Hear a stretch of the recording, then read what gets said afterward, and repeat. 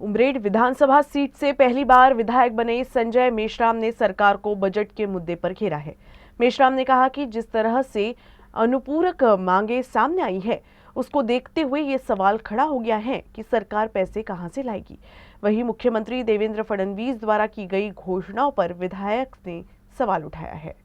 शीतकालीन सत्र जो है समाप्त हो चुका है। हमारे साथ मौजूद हैं उमरेड से कांग्रेस विधायक संजय मेश्राम।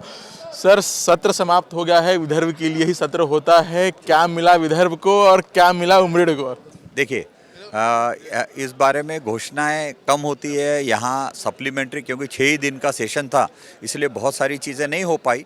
मगर सरकार विदर्भ के लिए क्या करना चाह रही है, कौन से नए प्रोजेक्ट्स यहाँ लेके आ रही है, उसके साथ ही साथ हमारे बजट में उनका क्या सप्लीमेंट्री डिमांड्स जो हम कहते हैं, पूरक मांगना जाए, तो वो उन्होंने यहाँ पेश की, जिसके बारे में हमने उनसे यही कहा कि जो इतिहास है उसमें यही देखा गया है कि किसी भी मेन बजट के 10% से ज़्यादा पूरक मांगना नहीं होना चाहिए। मतलब सप्लीमेंट्री डिमांड ये 10% से ज़्यादा नहीं होनी चाहिए।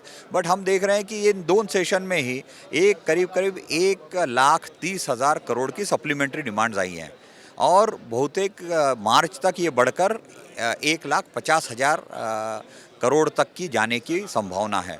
इसलिए ये जो है 6.5 लाख करोड़ के बजट में 1,50,000 करोड़ की सप्लीमेंट्री डिमांड आना, ये सरकार के लिए बहुत बड़ा चैलेंज इसलिए है क्योंकि फिस्कल मैनेजमेंट मतलब आर्थिक नियोजन जो है वो किस तरह से वो कर पाएंगे, ये रेवेन्यू कहाँ से जनरेट कर पाएंगे, इसका इंटरेस्ट वो कहाँ से दे पाएंगे, ये सबसे बड़ा आह्वान उनके पास में है। दूसरा जो मुद्दा बजट में मैंने रखा कि भाई बजट में 500 करोड़ का निधि जो है वो समाज कल्याण विभाग की तरफ से दूसरी तरफ डाइवर्ट किया गया है।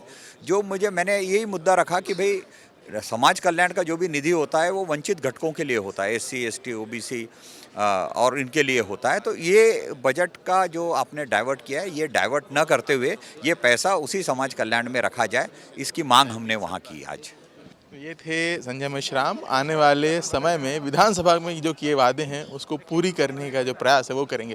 कैमरामैन अतुल गवई के साथ रवि शुक्ला, UCN न्यूज़, नागपुर।